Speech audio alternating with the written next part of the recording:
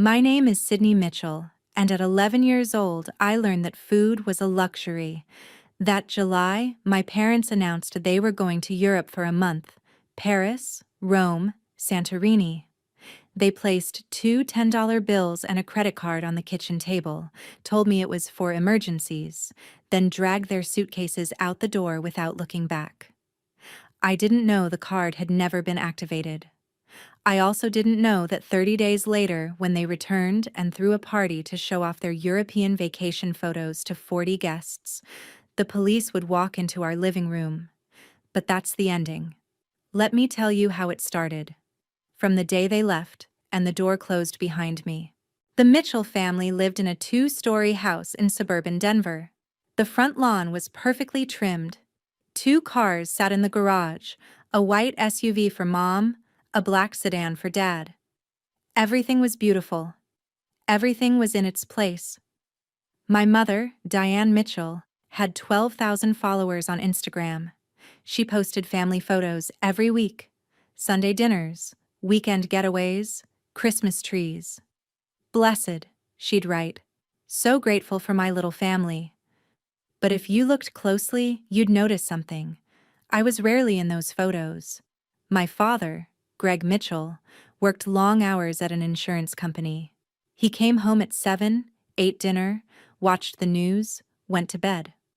When Mom said something, he nodded. When Mom decided something, he agreed. He wasn't a bad person, he just wasn't present. I'd learned to take care of myself early, making my own breakfast since I was 8, walking to school alone, signing permission slips when Mom forgot. She called me the quiet one in front of guests. "Sydney doesn't need much attention," she'd say with a light laugh. "She likes being alone. Right, sweetheart?" She never waited for an answer. I would nod. Because if I didn't, Mom would sigh like I'd just ruined her entire day. I was used to being invisible. I thought it was normal. I thought every kid existed on the margins of their parents' lives, trying not to be a bother, trying to be good enough to be loved. But I never thought they would actually disappear. 2 weeks before they left, Mom called me downstairs. She was sitting on the couch, laptop open, the screen showing a flight booking website. Dad stood by the window, staring at the yard, saying nothing. "Sydney," Mom said, her voice light as if announcing what's for dinner. "Your father and I need a break. A month in Europe. Paris, Rome, Greece. You're 11 now. Old enough to stay home." I stood frozen. "Who will I stay with?" I asked. Mom didn't look up. "You'll stay alone. What's so hard about that?" "But a whole month?" "Sydney." Her voice sharpened. "Don't be dramatic. You know how to take care of yourself. I've taught you everything." I looked at Dad. He was still facing the window, his back to me. "Can Grandma come stay?" I asked.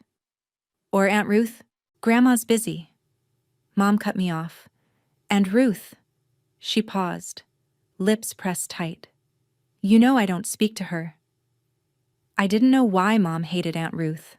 I only knew she hadn't been allowed in our house for 5 years. Mom stood up, pulled 2 $10 bills and a silver plastic card from her purse. She placed them on the table in front of me. $20 for snacks if you need them, and this card is for emergencies. She looked at me, eyes cold. "Don't use it unless the house is on fire. Understand?" I nodded. "Good." She turned back to her laptop. "Flight's Monday morning. We'll be back in exactly 1 month." I picked up the money and the card, walked upstairs. I didn't know that credit card had never been activated. Monday morning, I stood at the door and watched them leave. Mom wore a floral dress, hair freshly done, pulling a brown Louis Vuitton suitcase. Dad carried 2 bags, loading them into the Uber waiting at the curb. "Remember to lock up," Mom said without turning around. "Don't bother anyone, and remember, you're old enough now." They got in the car. The car pulled away, disappeared around the corner. I stood at the door for 5 more minutes, as if they might come back and say it was all a joke. They didn't come back. That first night, the house was so quiet I could hear the refrigerator humming, the clock on the wall, the wind outside the window. I lay in bed, eyes open, staring at the ceiling until 3 in the morning. The next morning, I opened the refrigerator, nearly empty. Half a carton of milk, 4 eggs, a loaf of bread 2 days past its expiration date, some jars of tomato sauce, no meat, no vegetables, nothing that could be called a meal. I counted my money. 2 $10 bills. $20. I did the math. 20 divided by 30 days. 66 cents a day. Maybe if I just eat less, I told myself. I pulled out the credit card, tried to order pizza online, entered the card number, hit confirm. Transaction declined. I tried again. Declined. I called the hotline printed on the back of the card, followed the automated prompts. This card is not activated. Please contact your bank for assistance. I looked at the 2 $10 bills on the table. That was all I had. And my parents were in Paris. Day 3, I walked to the grocery store down the street. I stood in the aisle, calculating every cent. Ramen noodles, 79 cents a pack. White bread, $1.29. Peanut butter, $2.99. I bought 6 packs of ramen and a loaf of bread with my first $10. Got back $2.62 in change. The cashier looked at me. Shopping alone, sweetie? My mom's waiting in the car, I lied. Back home, I rationed the ramen. 1 pack split into 2 meals. Half a pack with hot water for breakfast, the other half for dinner. Day 5, I tried calling Mom. 3 rings. 4. 5. Hello? Her voice, distant, music playing in the background. Mom, the credit card doesn't work. I don't have money for food. Sydney, she sighed. You're being dramatic again. You have $20. You can eat less. I'm at a restaurant. Stop calling. But Mom... Click. She hung up. I sat down on the kitchen floor, back against the empty refrigerator, and cried. That night, I opened Mom's Instagram. New post. Mom standing in front of the Eiffel Tower, beaming, holding a glass of champagne. Caption. Paris, je t'aime, living my best life. 123 likes. 15 comments. So gorgeous. You deserve this. Goals. I stared at that photo for a long time. Then I grabbed the old iPad Mom had given me last month. The one she didn't need after buying a new one. I opened the camera. Hit record. Today is day 5, I said, voice shaking. Mom posted a photo from a Michelin star restaurant. I ate half a pack of ramen. I didn't know then that someone was watching. Just not in the way I expected. Day 7, Mr. Harold knocked on my door. Harold Jensen lived in the blue house next to ours. 70 years old. Widower. Lived alone with an old cat named Whiskers. He'd wave at me when I walked to school, but we'd never really talked. I opened the door, trying to look normal. Hey there, kiddo, Mr. Harold said, looking me up and down. I noticed your parents' cars haven't been around for a few days. Everything okay? Yes, sir. They're on a business trip. Business trip? He raised an eyebrow. Who's watching you? I wanted to lie, but I was too tired, too hungry. My lips were cracked, my face pale, and I knew he could see it all. I'm fine, I said, but my voice trembled. Mr. Harold was quiet for a moment. Then he asked gently, Have you eaten today, sweetheart? I swallowed. Yes, I have. Would you like to come over for dinner? I made too much. Hate to see it go to waste. I knew he was lying. He lived alone. But I was too hungry to refuse. That evening, I sat at Mr. Harold's kitchen table and ate spaghetti like I'd never eaten before. He didn't say anything, just sat across from me, watching with an expression I didn't understand then. After dinner, he asked, Where are your parents, really? And I told him, everything. Europe. 1 month. $20. The card that didn't work. Mr. Harold was silent for a long time. Do you need me to call someone? He asked. The police? A relative? No, I almost shouted. Please don't. My mom said if I bother anyone, she'll... I didn't finish. But Mr. Harold understood. He sighed. All right, I won't call anyone, but I'm going to bring you food every day. And if you ever need to document anything, you write it down. Sometimes evidence is what protects you. Mr. Harold kept his silence for 10 more days, until silence was no longer an option. Week 2, summer school started. Mom had signed me up months ago, not because she wanted me to learn, but because she didn't want me lounging around the house. Now I understood. She needed me somewhere, so no one would ask why I was home alone. First day, I arrived late. Clothes wrinkled. I didn't know how to use the washing machine. Hair tangled. No one to help me brush it. Dark circles under my eyes. I still couldn't sleep. Mrs. Patterson, my homeroom teacher, watched me walk in. Sydney, are you feeling all right? Yes, ma'am. She didn't say anything else, but I felt her eyes on me all through class. Day 3 at school, I nearly fainted during math. Everything started spinning. The blackboard blurred. I gripped my desk, but my legs had no strength left. Sydney! Mrs. Patterson's voice. When I woke up, I was lying on the nurse's office bed. The school nurse was looking at me, worried. Did you eat breakfast this morning? She asked. Yes, I did. Half a pack of ramen. 6 hours ago. The nurse put me on a scale. Then she looked at the number, frowning. You've lost 9 pounds in 2 weeks, she said. Where are your parents? Silence. Sydney? Her voice softened. Who's taking care of you?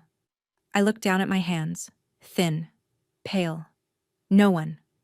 The nurse and Mrs. Patterson exchanged a look. Mrs. Patterson sat down beside me, her voice gentle but serious. You don't have to say anything right now. But I need you to know, I'm not going to pretend I don't see what I see. I didn't cry. I'd forgotten how. But for the first time in 2 weeks, I felt like someone actually saw me. That night, Mom called. I was sitting in the kitchen, eating the rice Mr. Harold had brought over when my phone buzzed. International number. Hello? Sydney. Mom's voice cut like a blade. I heard the school called. What did you tell them? I didn't. Shut up. She cut me off. I'm in Santorini, having dinner with your father, and I have to take a call from the school saying you have health concerns. Do you know how embarrassed I am? I swallowed the rice. It stuck in my throat. Mom, I'm hungry. You're being dramatic again. She was shouting now. You have $20. You have food in the refrigerator. You have everything. And you still find ways to bother me? The credit card doesn't work. Then don't use it, I told you. Emergencies only, house on fire only. I went silent. Sydney, listen to me. Her voice dropped, colder now. If you tell anyone anything, the school, the neighbors, anyone, I will send you to boarding school when I get back. You won't live at home anymore. You won't see anyone you know. Understand? Silence. Sydney? Understand? Yes. Good. I heard Dad say something in the background, but he didn't take the phone. Didn't ask if I was okay. Don't call again. I'm trying to relax. Click. I set the phone down. My hands were shaking. I opened Mom's Instagram. New photo. Mom and Dad in front of a Santorini sunset, smiling radiantly. Caption. Sunset dinner with my love. I grabbed the iPad, hit record. Mom just called, I said, my voice no longer shaking, just hollow. She threatened to send me to boarding school if I tell anyone. She said I'm being dramatic. I paused, looking straight into the camera. I'm not being dramatic. I'm starving. And she doesn't care. That night, I decided, if no one would believe me, I would have evidence that would make them believe. From day 18, I recorded videos systematically. Every morning, I woke up, grabbed the iPad, and started filming. Day 18. I opened the refrigerator, pointing the camera inside. 2 eggs left, half a loaf of bread. Ran out of milk yesterday. I filmed the bathroom scale. 84 pounds, down another pound from last week. I screenshot Mom's emails. Stop bothering me, I'm on vacation. And read them aloud on camera. I kept a written journal too, each page clearly marked. Date, meals, how I felt. Day 19. Ate 1 egg and half a pack of ramen. Mom posted a photo eating oysters in Monaco. Comment, living the dream. I'm living a nightmare. Day 20. Stomach hurt all day. No food left. Mr. Harold brought a sandwich. Don't know how to thank him. Day 21. School emailed Mom. She didn't respond. Mr. Harold watched me getting weaker each day. You have to let me help, he said one evening, voice worried. I can't just stay quiet forever. You promised. I know. He sighed. But you're not okay. I'm going to call the school. I won't give details. I'll just tell them someone needs to check on you. I wanted to argue, but I was too tired. Okay, I said. But don't tell them your name. The next morning, Mrs. Patterson received an anonymous call. A concerned neighbor, a student named Sydney Mitchell, needed checking on. She looked at the notes she'd been keeping. Dates, symptoms, what I'd said. Everything she'd observed over the past 2 weeks. She knew she was a mandatory reporter. And she knew she couldn't stay silent any longer. Day 20, I received an email from the school. We need to speak with your parents. If we cannot reach them within 48 hours, we will be required to notify the authorities. The principal called Mom on the international emergency number. I wasn't there for that call. But later Karen, the woman who would change everything, told me what happened. Mrs. Mitchell? This is Principal Davis from Westbrook Academy. What is it? Mom's voice was sweet, concerned mother mode activated. Did Sydney do something? We're concerned about Sydney's health. She's showing signs of malnutrition. Oh goodness, Sydney's being dramatic again. Mom laughed lightly. She's an imaginative child, you know. There's a babysitter staying with her, Mrs. Johnson. She comes by every day. Could you give us Mrs. Johnson's contact information? A beat of silence. Let me look it up. I'll send it right over. She never sent it. The principal waited 24 hours. No Mrs. Johnson's number. No one to verify. Meanwhile, the school nurse filed an official medical report. Sydney Mitchell, age 11, lost 9 lbas in 3 weeks. Signs of malnutrition. Parents unreachable. Investigation recommended. A mandatory report was submitted to Colorado Child Protective Services. A case was opened. A caseworker was assigned. Her name was Karen Oyalaran. That night, Mom sent me an email. Subject line empty. Just 1 paragraph. Sydney, I know the school called. If you say anything, if you embarrass me, I will tell them you're a lying child who needs psychiatric treatment. You'll be sent away, and no one will believe you. Understand? I read the email 3 times. Then I opened the iPad. Hit record. Today is day 22, I said, my voice calmer than I felt. Mom just emailed threatening to tell people I'm mentally ill if I tell the truth. I read the email aloud on camera, every single word. This is evidence, I said. I'm not lying, and I won't be silent anymore. Quick pause. If you're thinking, why didn't Sydney just call the police from the start? Remember, I was 11 years old. I'd been taught that parents are always right, that bothering people is bad, that if I was good enough, I'd be loved. It took 20 days of hunger to understand. No amount of being good would ever make them care. If this story is hitting close to home, Hit like and follow so you don't miss what happens next. Alright, here's what happened after that. Day 22, Karen Oyalaran came to my door. I'd never met a CPS caseworker before. I expected someone cold, official, scary. Karen wasn't any of those things. She was a black woman in her 40s, wearing a simple blazer and kind eyes. She smiled when I opened the door. Hi, Sydney. My name is Karen. I'm from Child Protective Services. May I come in? I hesitated. Mom's voice echoed in my head. Don't bother anyone. Don't embarrass me. But I was so tired of being alone. Okay, I said. Karen stepped inside. Her eyes moved around the house, the dark living room, the pile of dishes I didn't know how to wash, the silence that hung in every corner. Your parents are in Europe? She asked gently. Yes, ma'am. 1 month. 8 more days until they come back. Who's been taking care of you? I looked at the floor. No one. Karen didn't react. No shock, no judgment. She just pulled out a small notebook and wrote something down. Can I see the kitchen, Sydney? I led her there. She opened the refrigerator, nearly empty. Just some condiments and a half-eaten loaf of bread Mr. Harold had brought. She looked at the trash can. Empty ramen wrappers. She looked at me. Thin, pale, dark circles under my eyes. Sydney, she said softly, do you have anything you want to show me? I don't know why I trusted her. Maybe because she was the first adult who asked instead of assumed. Maybe because I was desperate. I went to my room and came back with the iPad. I've been recording, I said. Every day.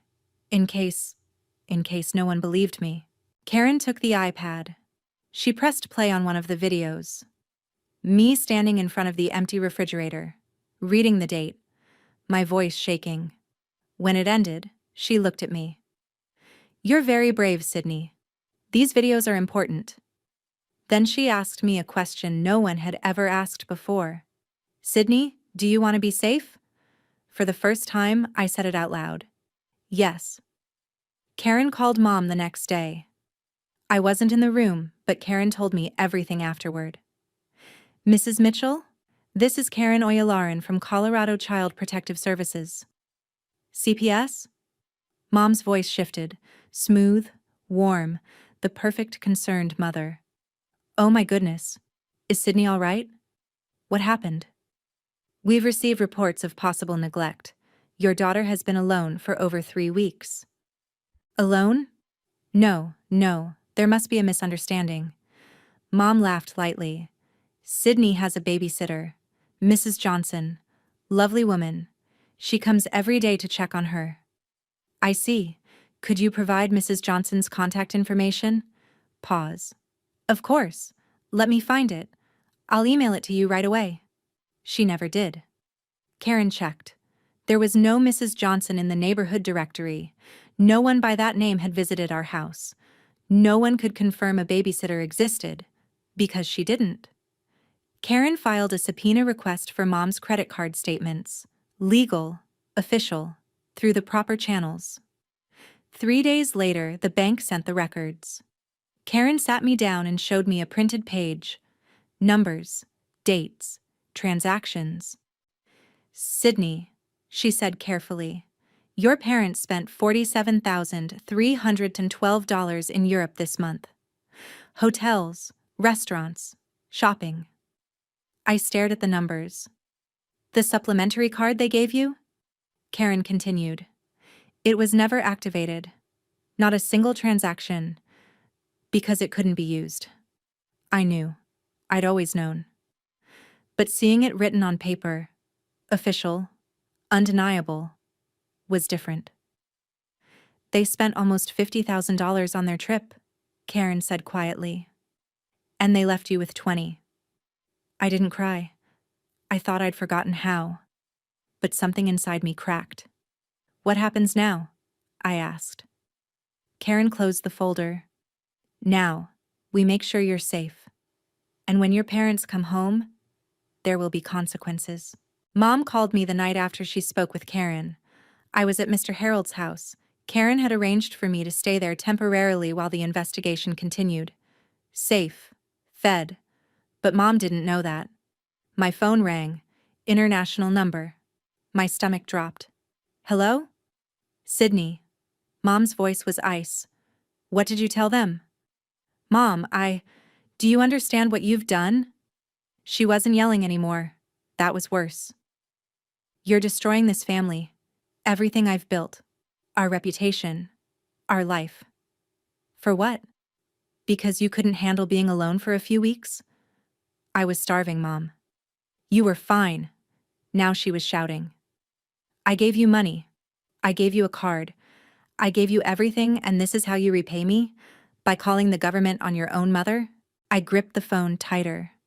The card didn't work. You knew it didn't work. Silence. Sydney, listen to me. Her voice dropped. Dangerous. When I get back, you're going to tell them you exaggerated. You're going to say you wanted attention. You're going to fix this. Something shifted in me. Something that had been bending for 11 years finally stopped. No. Excuse me? I said no. My voice was steady. I'm not lying for you. I have videos, Mom. The empty refrigerator. My weight dropping. Your emails threatening me. Everything. Long pause. What videos? I recorded every day. The food I didn't have. The scale. Your Instagram posts from Monaco while I ate half a pack of ramen. All of it. Mom's breath caught. You're lying. I'm not. And I'm done protecting you. She hung up. I sat in Mr. Harold's kitchen, hands trembling, but not from fear anymore. 3 days later, Mom posted on Facebook. Coming home to my baby girl. Can't wait to throw a party and share our amazing trip with everyone. 40 people RSVP'd, and I knew that party would be where everything ended. The day before my parents returned, Karen came to Mr. Harold's house. She sat across from me at the kitchen table, folder in hand, face serious but kind. Sydney, I want you to know what's going to happen. I nodded, gripping my glass of water. We have enough evidence. The videos you recorded, the medical reports from school, the credit card statements, your mother's emails. She paused. When your parents return, there will be legal action. Legal action? They'll be charged with child endangerment. It's a felony in Colorado. Karen's voice was gentle but firm. The police will be involved. I swallowed. Will they go to jail? That depends on a lot of things. But at minimum, they'll be arrested and processed. And Sydney, you won't be going back to live with them. Not right now. I should have felt something. Relief, fear, anger. Instead, I just felt empty. When? I asked. Tomorrow? When they're home? Karen hesitated. Sydney, your mother is planning a party. A welcome home party, 40 guests. I knew. I'd seen the Facebook post. We've decided to execute the warrant at the party, Karen continued. Not to humiliate them, but because we know they'll be home, there will be witnesses for safety, and... She looked at me carefully. Sometimes, the truth needs to be seen. That night, I couldn't sleep. Mom was at the airport right now, probably complaining about the long flight, probably already planning her outfit for the party, probably thinking about the Instagram caption she'd write. She had no idea what was waiting for her.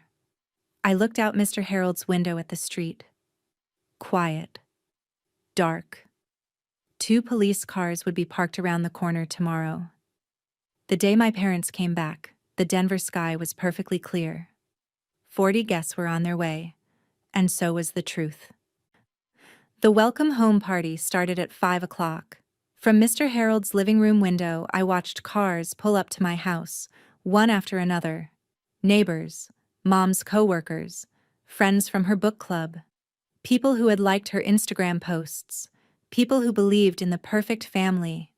Through our front window, I could see the decorations, balloons, a banner that said, "Welcome home," a slideshow playing on the TV, photos from Europe probably.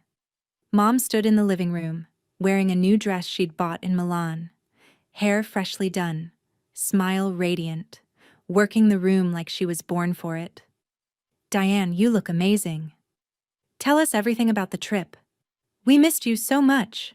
I watched her hug guests, laugh, gesture toward the slideshow, the Eiffel Tower, the Colosseum, Santorini sunsets, every photo a performance, every smile a lie. One guest asked something. I couldn't hear the words, but I could read Mom's lips. "Sydney? Oh, she's tired. Resting in her room. You know how kids are at this age." She didn't know I wasn't in my room. She didn't know I wasn't even in the house. I watched the slideshow change. Mom and Dad toasting champagne in Monaco. Mom shopping in Milan. Dad on a yacht somewhere blue and beautiful. Not a single photo of me. Mr. Harold sat beside me. "You okay, kiddo?" "I don't know," I said honestly. Then I saw it. A dark sedan pulled up at the corner. Unmarked. Karen stepped out of the passenger side. Two uniformed officers got out of a second car behind her. Mr. Harold put a hand on my shoulder. On the TV inside my house, the slideshow ended. Mom raised her champagne glass, ready to make a toast. The doorbell rang. Mom opened the door with a smile already on her face, probably expecting another guest. The smile froze. Karen Oyalaran stood on the porch in her blazer holding a folder. Behind her, two police officers in full uniform, a woman named Officer Nguyen, and a man named Officer Brooks. "Mrs. Mitchell." Karen's voice was calm, professional. "I'm Karen Oyalaran from Child Protective Services. These are Officers Nguyen and Brooks. We need to speak with you." Mom's face went through 3 expressions in 2 seconds.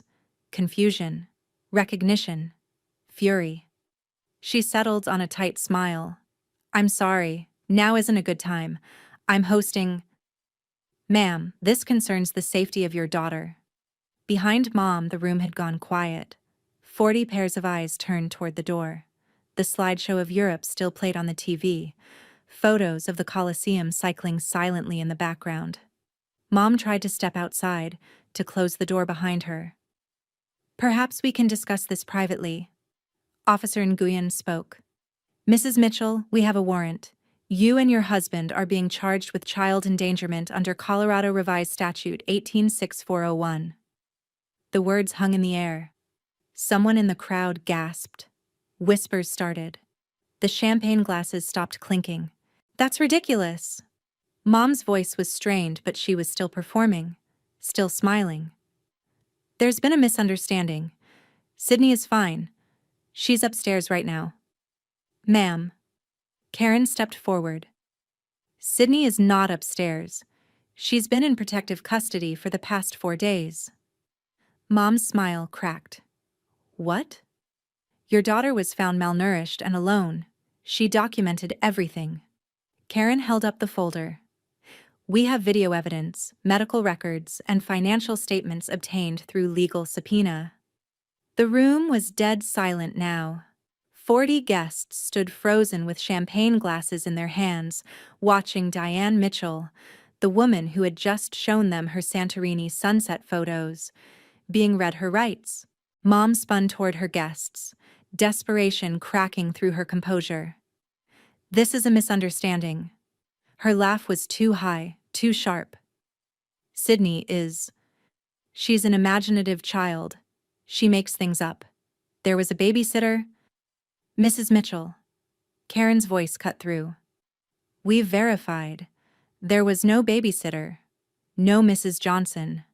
No one visited your daughter for 30 days. That's not... We also obtained your credit card statements through legal subpoena." Karen opened the folder, reading calmly. "You spent $47,312 during your trip. 5-star hotels, Michelin star restaurants, designer shopping." She looked up. "The supplementary card you left with Sydney was never activated. She couldn't use it. You left an 11-year-old with $20 in cash for an entire month." Murmurs rippled through the crowd. Dad, Greg, stood frozen near the TV, face white as paper. He hadn't said a word since the police arrived. "Greg?" One of his coworkers stepped toward him. "Is this true?" He opened his mouth. Nothing came out. A woman in the back, Mrs. Patterson, my teacher, who had been invited because she was a neighbor, stepped forward. "I'm Sydney's teacher," she said, voice steady. "I'm the one who filed the mandatory report. I watched that child come to school hungry, exhausted, wearing the same clothes for days. What you're hearing is an exaggeration. It's what happened." Mom turned on her. "You? You did this?" "No, Mrs. Mitchell." Mrs. Patterson didn't flinch. "You did this." The room went silent. Then Officer Nguyen stepped forward with handcuffs. "You have the right to remain silent. Anything you say can and will be used against you in a court of law?" Mom's legs buckled. "No. No, wait, this can't." Karen looked at Officer Brooks and nodded. "Play it." On the TV, the slideshow disappeared. A video took its place. My face. My voice. Today is day 15. The refrigerator has 1 egg and expired milk. I have $3 left. Mom is in Monaco. My voice filled the living room. On the TV screen, I stood in front of our refrigerator. The same refrigerator these guests had walked past to get their champagne. I opened it on camera. Nearly empty. A single egg. A carton of milk with an expiration date that had passed. "Today is day 15, Video Me said, voice thin and tired. "I don't know how much longer I can do this." The camera showed the bathroom scale. 83 pounds, down from 92 when my parents left. Mom posted a photo from Monaco today. She's eating at a restaurant that costs $300 a plate. My voice cracked. I ate half a pack of ramen, it was the last one. Someone in the crowd, a woman in a blue dress, covered her mouth. The video changed. Day 18. I was reading Mom's email aloud. "Is, stop being dramatic, Sydney. You have everything you need. Don't call me again." My voice was hollow. She wrote this while I was hungry enough to feel dizzy. Another video. Day 22. The email where Mom threatened to call me mentally ill. I watched the room from Mr. Harold's window. I couldn't hear the video from here, but I could see the guests' faces. Horror, disgust, disbelief. Mom was screaming now. "Turn it off! She's lying! She's—" "Mrs. Mitchell." Karen's voice was steady. "These videos were recorded by your daughter on the iPad you gave her. They are date-stamped. They match the medical records from her school. They are evidence." Mrs. Patterson spoke again, addressing the room. "I saw Sydney at school. The weight loss, the exhaustion, the unwashed clothes, it all matches what you're seeing."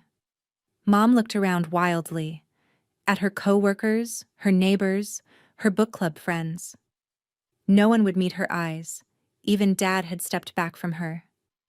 I watched my mother standing alone in a room full of people who finally saw the truth. I knew the exact moment it hit her. Mom's face went through every stage: denial, bargaining, rage, before settling on something I'd never seen from her before. Fear. She looked at the screen where my video was still playing. She looked at the 40 guests, their champagne glasses now lowered, their faces stony. She looked at the police officers with handcuffs ready, and then she said the words I'll never forget. The words from the beginning of this story. "No." Her voice was a whisper at first, then louder. "No, no, this can't be happening." But it was. Dad tried to speak. "Diane, maybe we should—" "Shut up." She spun on him, mascara starting to run. "This is your fault. You never paid attention to her. You never—" "My fault." Dad's voice cracked. "This trip was your idea. You said she'd be fine. You said—" "I said she was old enough. She's 11. She should be able to— To what?" The voice came from the back of the room. An older woman stepped forward. Martha Keller. She'd known Mom for years, sold her home insurance, attended her dinner parties, commented "gorgeous" on every Instagram post. Mrs. Keller's face was hard now. To what, Diane? Starve? Feed herself on $20 for a month while you ate oysters in Monaco? She shook her head slowly. I've known you for 15 years. I thought I knew who you were. Mom's mouth opened, closed. No words came out. For the first time in her life, Diane Mitchell had no performance left to give. Officer Nguyen stepped forward. Ma'am, sir, you need to come with us now. Mom looked around one more time, searching for an ally, a defender, anyone. The room looked back at her with 40 pairs of eyes that had finally stopped believing. No one moved. No one spoke. No one saved her. They walked my parents out the front door in handcuffs. Not dragged, not screaming. Just walked. Mom's face was blank, like she'd left her body somewhere between the living room and the porch. Dad kept his head down, unable to look at anyone. The guests parted to let them through. No one said goodbye. No one offered support. No one stepped forward to say, there must be a mistake. Outside, neighbors had started gathering on their porches. Word travels fast in suburbs. Mrs. Chen from across the street. The Petersons from the corner. The family with the golden retriever who always waved at me. They watched in silence as my parents were guided into the back of a police car. Through Mr. Harold's window, I saw Mom pause before getting in. For 1 second, she looked up. At our house. At the welcome home banner still hanging in the window. At everything she was about to lose. Then the officer's hand guided her head down and she disappeared into the back seat. The car pulled away. I kept watching until the red taillights vanished around the corner. Mr. Harold stood beside me. He didn't say anything. Just put a hand on my shoulder. Back at my house, the party was over. Guests were leaving quickly, quietly, heads down. No one wanted to be associated with what they'd just witnessed. The champagne sat untouched. The slideshow had been turned off. The welcome home banner fluttered in the breeze from the open door. Karen appeared on Mr. Harold's porch a few minutes later. She knocked softly. Sydney? She stepped inside. How are you feeling? I thought about it. I can breathe, I said finally. For the first time in a month, I can actually breathe. Karen nodded. That's a start. Outside, the streetlights flickered on. The police cars were gone. The neighbors had gone back inside. And I was still here. Before I continue, I know some of you are thinking, does Sydney regret it? She's still her mother after all. The short answer, no. I don't regret telling the truth. I didn't destroy my family. My mother destroyed it long before I ever opened my mouth. I just stopped covering for her. If you're in a similar situation, if you're wondering whether you have the right to speak up, the answer is yes, you do. Hit like and follow to hear how this ends. Now, here's what happened after the arrest. The day after the arrest, Aunt Ruth appeared. I was sitting at Mr. Harold's kitchen table eating scrambled eggs. Real scrambled eggs with cheese and toast, when there was a knock at the door. Mr. Harold answered it. A woman stood on the porch, mid-30s. Brown hair like Mom's, but softer. Tired eyes, but kind. She was wearing jeans and a simple sweater. No designer labels, no perfect Instagram aesthetic. I'm looking for Sydney, she said. I'm her aunt. Ruth Delaney. I froze. Aunt Ruth. The aunt Mom hadn't spoken to in 5 years. The aunt whose name made Mom's jaw clench whenever it came up. Mr. Harold looked at me. I nodded. Ruth stepped inside. The moment she saw me, her eyes filled with tears. Oh, sweetheart. She crossed the room and wrapped her arms around me. I'm so sorry. I'm so sorry I didn't come sooner. I didn't know it was this bad. I stood stiff at first. I wasn't used to being hugged. Then something broke inside me, and I hugged her back. How did you know? I asked, voice muffled against her shoulder. Mrs. Patterson called me. She found my number in an old emergency contact file from years ago. Ruth pulled back, looking at me. I came as fast as I could. We sat at the table. Ruth held my hands while she talked. Your mom and I stopped speaking 5 years ago. Do you know why? I shook my head. Because I told her the truth. Ruth's voice was sad but steady. I told her she was more obsessed with her image than with actually loving you. She didn't want to hear it. So she cut me off. She squeezed my hands. Sydney, what happened to you is not your fault.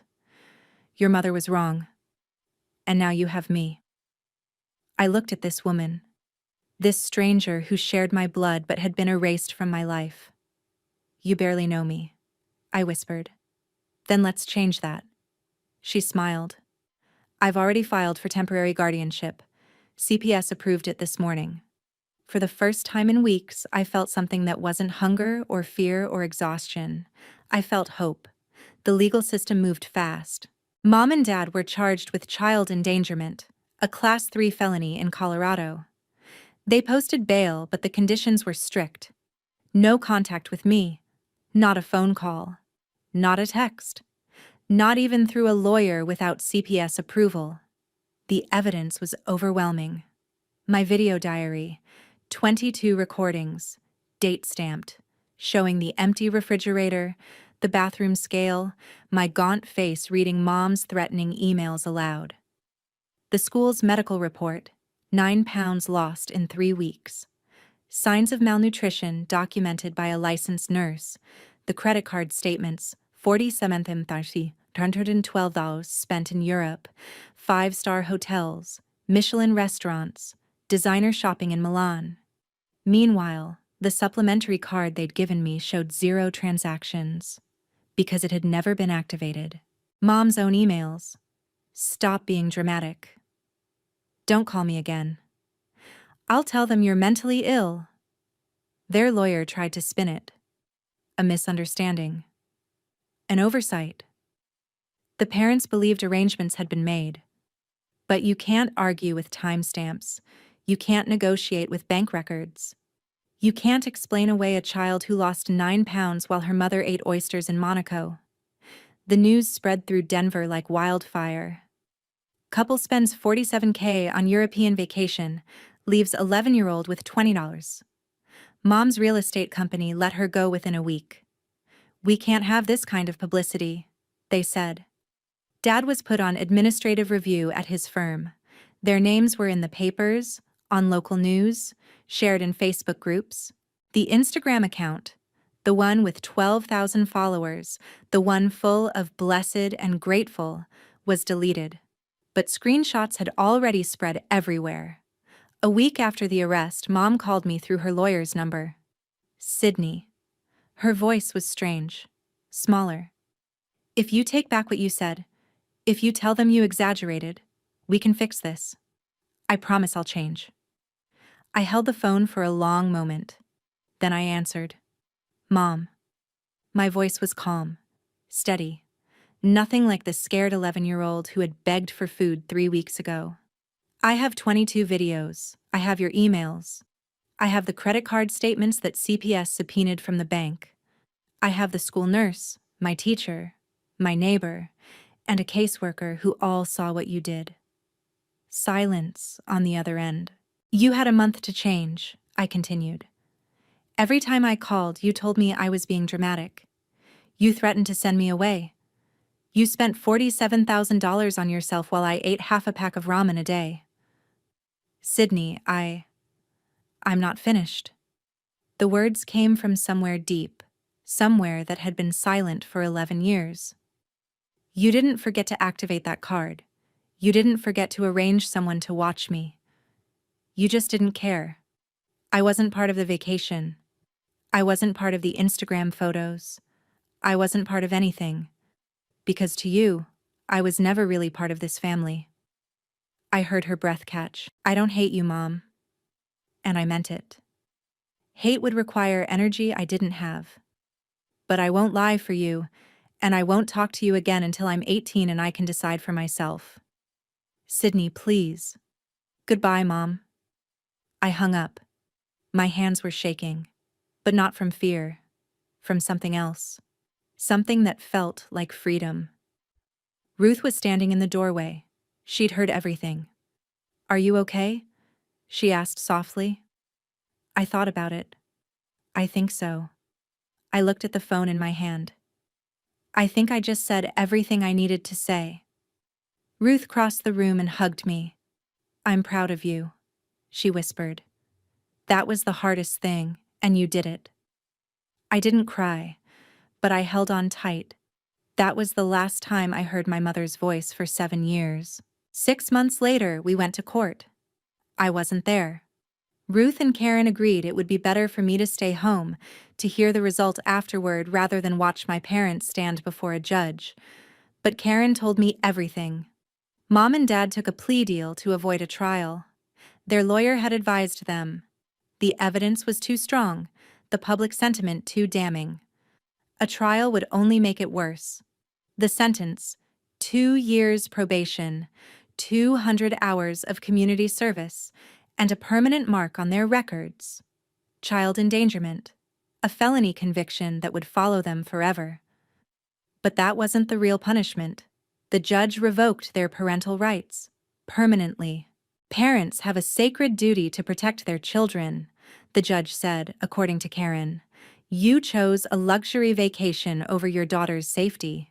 You left an 11-year-old alone for 30 days with $20 and a credit card you knew didn't work. This court cannot, in good conscience, return this child to your care. Ruth's guardianship became permanent that same day. I was officially hers. Mom cried in the courtroom. Not quiet tears, heaving sobs that echoed off the walls. But Karen said it didn't feel like remorse. It felt like grief for her reputation, her image, the life she'd built on Instagram likes and dinner party compliments. Dad said nothing. He'd barely spoken since the arrest. Just a hollow man in a suit, watching everything collapse. After the hearing, Karen came to Ruth's apartment with paperwork. It's done, she said. You're safe now, Sydney. Legally, permanently safe. She handed me an envelope. Your mother wrote you a letter. She asked the judge to pass it along. Karen paused. You don't have to read it. Not now. Not ever, if you don't want to. I took the envelope. It was heavy in my hands. I'll decide later, I said. I put the letter in my desk drawer. It stayed there for 7 years. Life with Aunt Ruth was different. She lived in a small apartment in Boulder. No 2-story house, no perfectly trimmed lawn, no Instagram-worthy aesthetic. Just 2 bedrooms, a kitchen with mismatched plates, and a couch that had seen better days. It was the warmest place I'd ever lived. This is your room, Ruth said on my first day, opening a door to a small space with a twin bed and an empty bookshelf. I know it's not much, but we can decorate it however you want. Your choice. My choice. I'd never been asked what I wanted. We ate dinner together every night. Not fancy dinners, sometimes just pasta with jarred sauce or grilled cheese and tomato soup. But Ruth sat across from me, asked about my day, actually listened to the answers. I'm not perfect, Sydney, she told me one evening. I'll make mistakes. But I promise you 2 things. I'll always be here, and I'll always listen. I didn't know what to do with that promise. Part of me kept waiting for her to leave, to get tired of me, to decide I was too much trouble. She never did. 3 weeks in, I came downstairs and saw something on the kitchen calendar. Ruth had written in purple marker, Sydney's basketball tryouts, 3 p.m. I stared at it. Mom had never written my events on a calendar. She'd never known when tryouts were, or recitals, or parent-teacher conferences. Half the time, she forgot to pick me up. You remembered, I said. Ruth looked up from her coffee. Of course I did. I want to be there, if that's okay with you. Something cracked open in my chest. "Yeah," I whispered. "That's okay." She smiled, and for the first time, I let myself believe that this was real, that she wasn't going to disappear. It took a year to trust that Ruth would stay. It took 2 years to stop checking the refrigerator every morning, just to make sure there was food. But slowly, I started to heal. 6 months after the sentencing, I learned about the money. Ruth sat me down one Saturday morning, a folder of documents on the table between us. "Sydney, there's something you need to know about your grandmother's estate." I blinked. Grandma Eleanor had died when I was 7. I barely remembered her. "She left a college fund in your name. Your parents couldn't touch the principal, but they were supposed to manage it for you until you turned 18. Ruth opened the folder. "As part of the court proceedings, that fund has been transferred to a trust supervised by the court. Neither your mother nor your father can access it anymore." I looked at the number on the page. It was more money than I'd ever imagined. "This is mine? Yours? For college? For your future?" Ruth's voice was firm. "No one, not me, not anyone, can use it without the court's approval until you're an adult." I thought about Mom's shopping sprees in Milan, the 5-star hotels, the $47,000 spent in a month while I rationed ramen. "Could they have used this before?" I asked quietly. "Grandma's money?" Ruth hesitated. "The principal was protected, but they had some access to the interest and—" She sighed. "Let's just say the court reviewed everything. They won't have access to anything of yours ever again." I sat with that for a moment. "What happened to their house?" I asked. "They sold it. Had to. Legal fees, the settlement, the costs of everything." Ruth closed the folder. "They moved out of state. I don't know exactly where, and I don't need to." I nodded slowly. I didn't feel happy about them losing the house, but I didn't feel sad either. It was just consequences. Actions have consequences, even for parents, especially for parents. "Thank you," I said to Ruth, "for protecting this, for protecting me." She reached across the table and squeezed my hand. "That's what family does, sweetheart. The real kind." By the time I was 13, I had clear boundaries. No direct contact with Mom or Dad. Every message, every request had to go through Karen or a lawyer. No phone calls, no surprise visits, no running into each other at the grocery store. The first year, Mom tried. Letters forwarded through her attorney. Requests to Karen for just a short phone call. Once, she showed up at Ruth's apartment building. The security guard turned her away. Each time, I said no. My therapist, Dr. Reeves, who Ruth had found for me, helped me understand why. "You're not punishing them, Sydney," she said during one of our sessions. "You're protecting yourself. There's a difference." "But she's my mother." I picked at the edge of the couch cushion. "Isn't there some rule that says I have to forgive her?" Dr. Reeves leaned forward. "Forgiveness isn't something you owe anyone. It's a choice you make for yourself when you're ready. If you're ever ready." She paused. "And even if you do forgive someone someday, that doesn't mean you have to let them back into your life." I thought about that for a long time. "So, I can forgive her without seeing her?" "You can forgive her without ever speaking to her again, if that's what you need. Forgiveness isn't a ticket that lets someone back into your life. It's just letting go of the weight. For yourself." I nodded slowly. "I'm not ready," I said. "Not yet." "That's okay." Dr. Reeves smiled gently. "You don't have to be." 7 years later, I received a letter. Not through a lawyer this time. Just a plain envelope in the mailbox, forwarded from an address I didn't recognize. The return address was in Arizona. Mom's handwriting. I held the envelope for a long time before I opened it. I was 18 when I finally read both letters. It was August. I was packing for college. Full scholarship, pre-law program, a future I'd built myself. My dorm room was waiting. My new life was waiting. But first, I needed to close this chapter. I sat on my bed in Ruth's apartment, my room now, with posters on the walls and photos of me and Ruth at basketball games, and my bookshelf full of worn paperbacks. I had both envelopes in my hands. The first was from 7 years ago, the one Mom had written after sentencing. I opened it. Sydney. I know I was wrong. I don't know how to apologize because no one ever taught me how. My mother left me too, you know? Left me with relatives for months at a time while she traveled with her new husband. I thought that was normal. I thought children were supposed to be fine on their own. I'm not asking you to forgive me. I don't deserve that. I just want you to know that I'm in therapy now. I'm trying to understand why I am the way I am.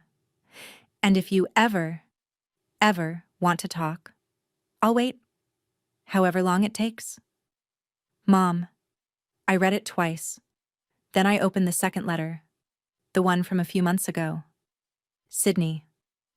I heard you got into college, full scholarship. I'm proud of you, even though I have no right to be. You did that yourself, despite everything. I'm still in therapy. I'm still trying. I don't know if I'll ever be the mother you deserved, but I'm trying to be a better person. I won't ask to see you, but I wanted you to know. I'm sorry. Truly. Mom. I put both letters down. Ruth appeared in my doorway. You okay, kiddo? I thought about it. I don't know if I believe her, I said honestly. I don't know if she really changed. You don't have to decide right now. I know. I folded the letters, put them back in their envelopes. But I think I might be okay not knowing. At least for now. Ruth nodded. That's more than enough. I didn't write back. Maybe someday I would. Maybe not. But for the first time, it felt like my choice. And only my choice. The day I left for college, I stood on the campus quad and looked back at everything. Not physically. Ruth had already driven home, waving from her car with tears in her eyes and a proud smile on her face. But in my mind, I traced the path that had brought me here.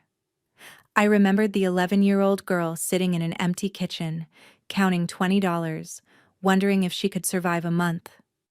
I remembered filming myself in front of an empty refrigerator, voice shaking, not knowing if anyone would ever see those videos.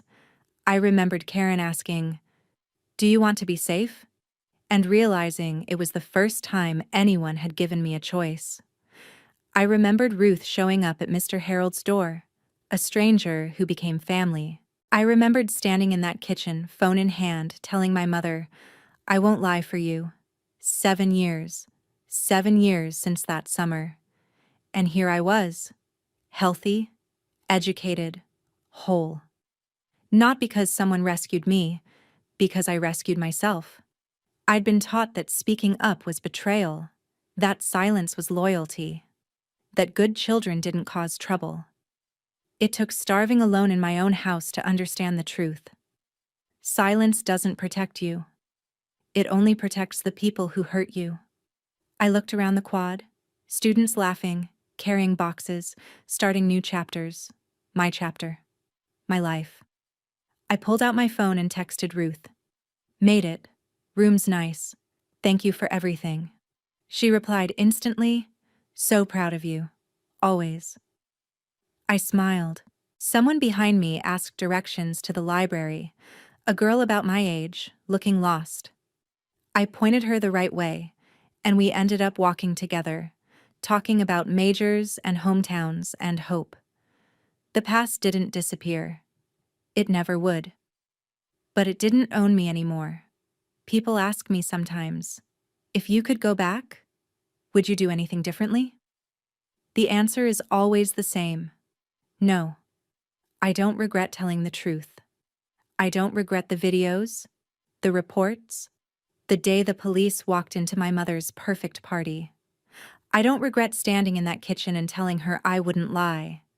The only thing I regret is that I had to wait until I was starving to understand that I deserved better. If you're listening to this and you recognize something, if you grew up invisible, if you were the scapegoat, if you learned to shrink yourself to fit someone else's comfort, I want you to know, speaking up is not betrayal. Setting boundaries is not cruelty. You are allowed to protect yourself, even from the people who were supposed to protect you. My mother left me with $20 and a card that didn't work. She thought I would be too scared, too obedient, too desperate for her love to ever speak up. She was wrong. I survived that month. I documented every day. I let the truth speak for itself.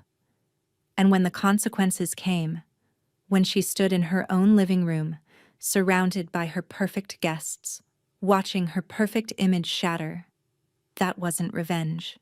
It was just reality catching up. Family isn't about blood. It's about who shows up. Ruth showed up. Mr. Harold showed up. Mrs. Patterson and Karen showed up. The people who love you will never ask you to starve for them. My parents left me with $20 and a locked credit card. But I walked away with something they could never give me: the truth, my boundaries, and a life that belongs to me.